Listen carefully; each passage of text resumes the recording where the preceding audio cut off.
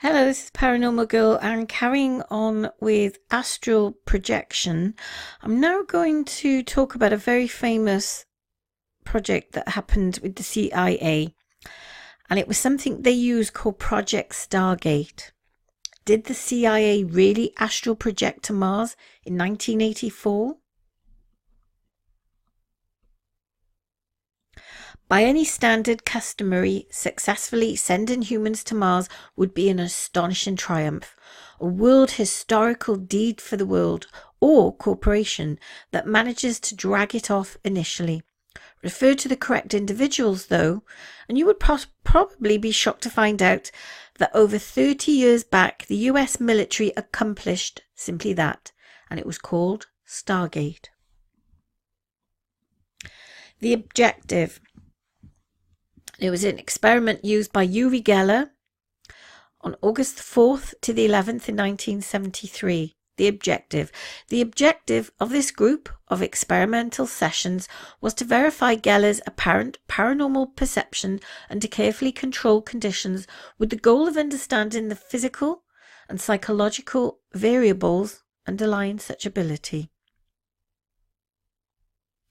You'll notice the proof of it during a document freely accessible on the public reading room section of Central Intelligence website. Credit wherever it's due. The Friend United Nations agency brought this treasure to the attention and had learned regarded that the mystery universe, there was a podcast as well. Details were scarce within the document, which fits underneath the retiring title Mars Exploration 1984. A quick instructive note indicates that the subject, Uri Geller, was given a sealed envelope immediately before the interview. However, was told not to open it yet. Throughout the interview itself, the subject solely had verbal access to elected geographic coordinates provided by the parties requesting the data, and they were Stargate.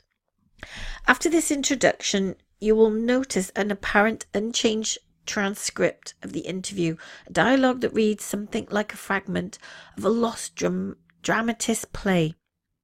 You would not like to crawl through the total several pages of dialogue to induce a way because it's of its strangeness. So here I'm going to read a little section of what was actually said on the day. So the subject says, I'm seeing, it's like a perception of shadow of people, very tall, thin. It's only a shadow. It's as if they were there and they're not there anymore. The monitor. Go back to a period of time when they are there. Subject. It's like I get a lot of static online and everything. It's breaking up all the time. Very fragmentary pieces. The monitor. Just report the data. Don't try to put things together. Just report the raw data. Subject. I keep seeing very large people. They appear thin and tall, but they're very large. They're wearing some kind of strange clothes. In what follows, the conversation jumps around quite quickly because the monitor directs the subject to research different coordinates, providing no different data. As the subject does, he describes many of the sites of interest that he notices, including oversized obelisk that reminds him of the Washington Monument, a rounded bottom engraved channels like road beds, and most strikingly, pyramids like shelters from storms. In those structures, he finds the shadowy individuals that he had seen before, hibernating. They are an ancient people, he tells the monitor. They are dying. It's past their time or age. They are at the brink of extinction due to some apocalyptic reason. He reported seeing an advanced infrastructure of intersecting roads and pyramids.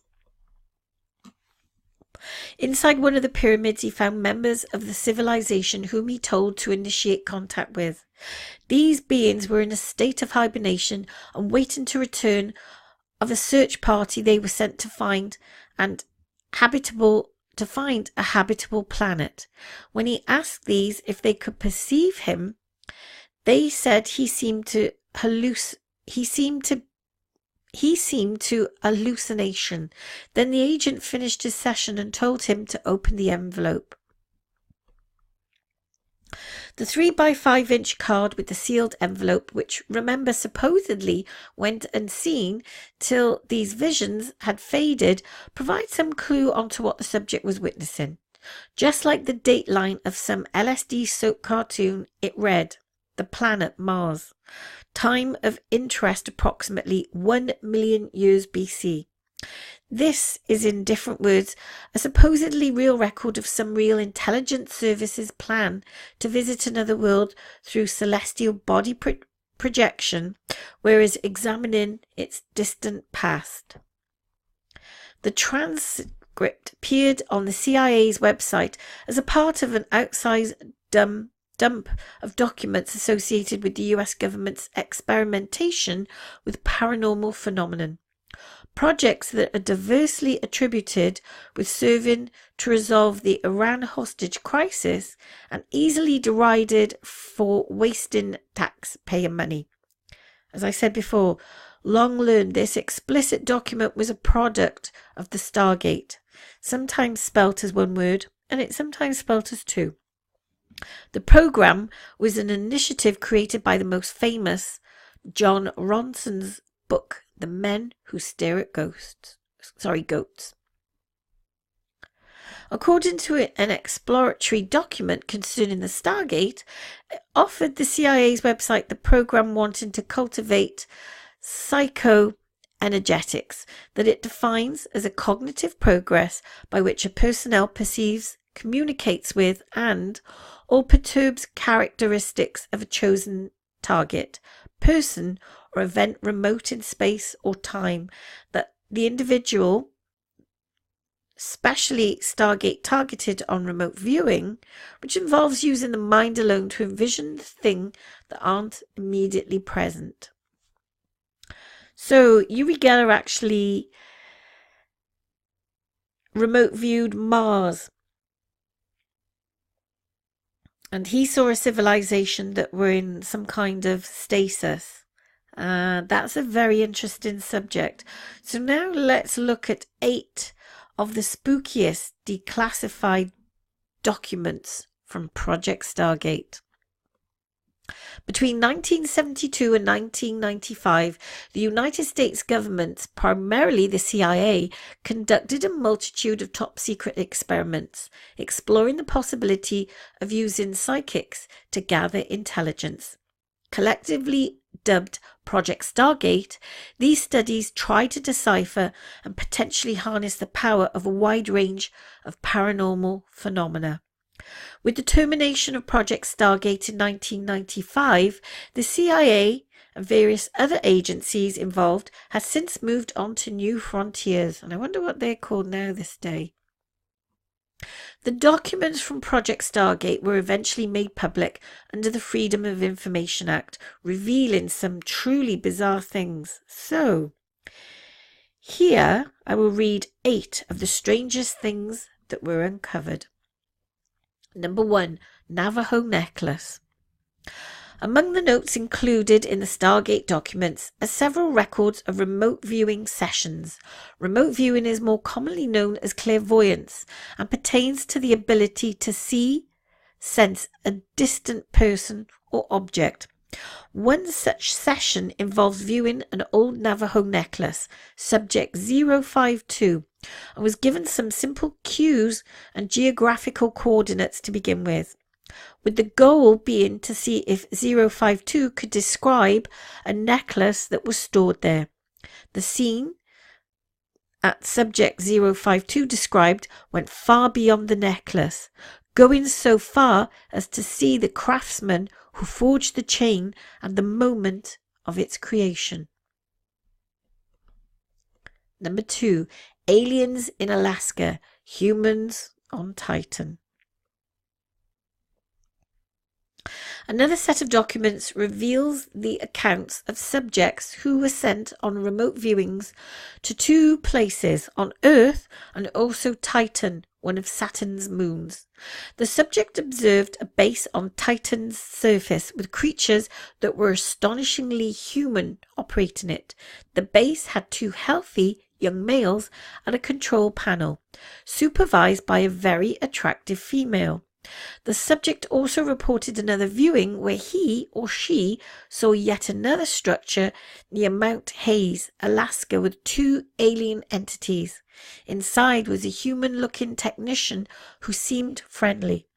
The third and last viewing of this document recalls a site somewhere in Africa or South America manned by some kind of inhuman robot and a pale, hairless humanoid. Number 3, Soviet parapsychology. Ever since the end of World War II, the United States government and its intelligence agencies looked upon the USSR with an ever-increasing sense of distrust, eventually becoming the Cold War. That's why it wasn't especially surprising to find a document listing various incidences of the Russian government looking into the use of psychic abilities. In many ways, our own investigations into these ideas were fueled by the Cold War paranoia about the enemy gaining some kind of competitive edge. Number 4, exploring Mars.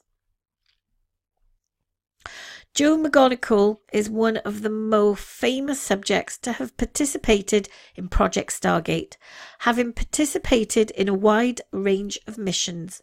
During one of his remote viewing sessions, his handler received a sealed envelope with coordinates for Joe to focus on from inside a sensory deprivation tank. Unbeknownst to either of them, the coordinates were time-space coordinates for planet Mars, 1 million years BCE.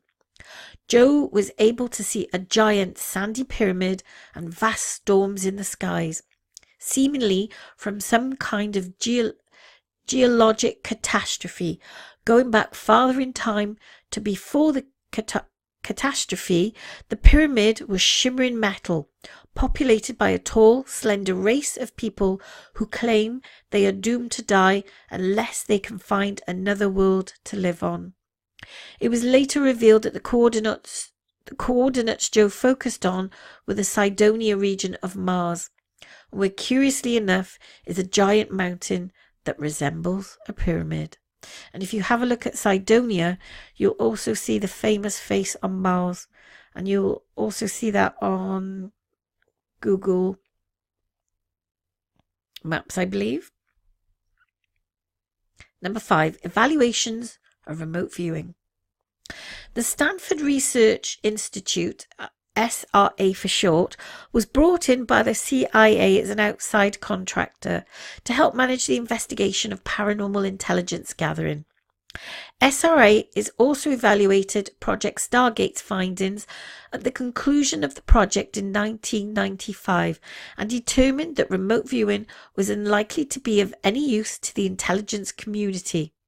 Eerily, however, they did acknowledge finding statistically significant evidence that these phenomena might be real.